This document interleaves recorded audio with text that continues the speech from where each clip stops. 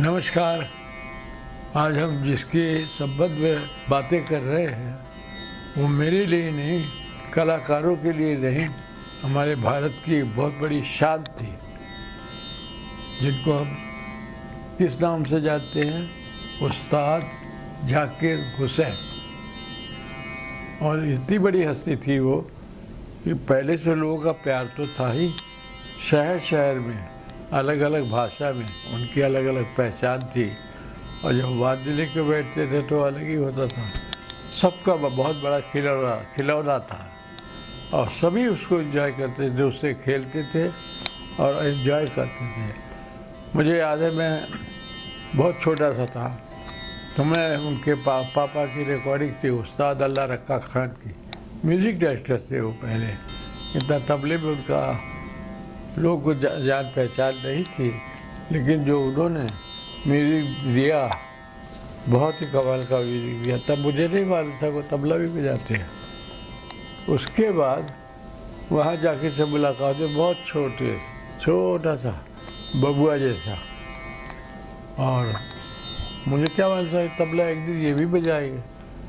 और कमाल की बात ये हुई कि जब मेरे साथ बैठ के बजा रहे थे, बहुत छोटे थे वो, तो मैं उनको बजाना भूल गया, उनको देख रहा था कि क्या करता है भाई, ऐसा भी हो सकता है, ऐसे ही रुआब हो सकती है तबले में।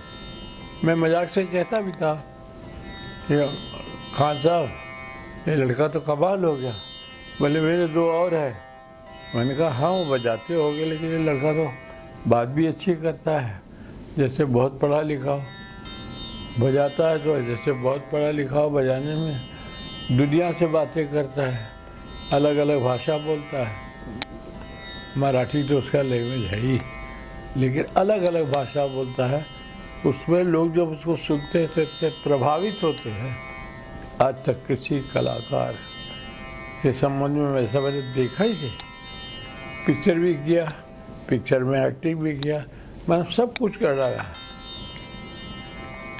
अब इतना बिजी हो गया था बाद में जाने के पहले कि वो मिलता ही नहीं था।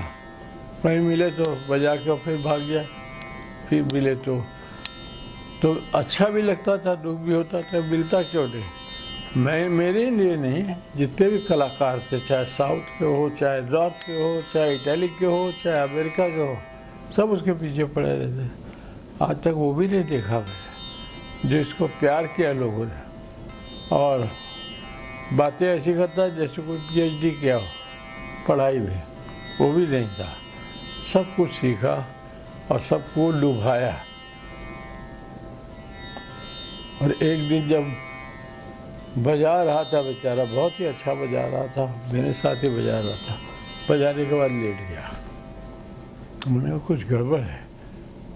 अब देखिए भगवान की कृपा से उसको कोई अच्छा डॉक्टर मिल गया और दो चार साल सर्वाइव किया।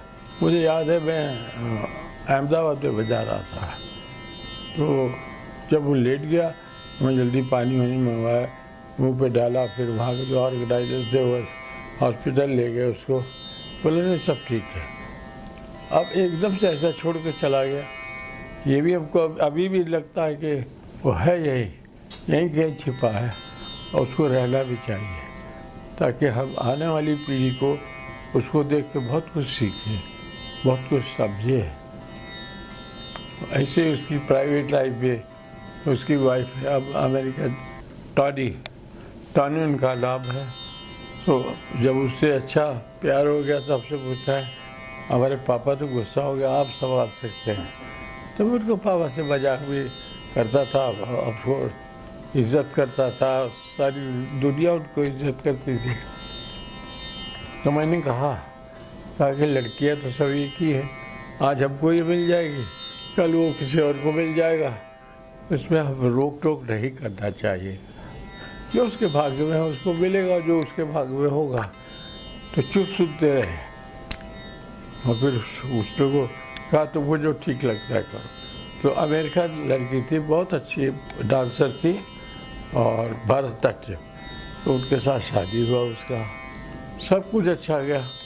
कभी कभी मजाक से मैं बोलता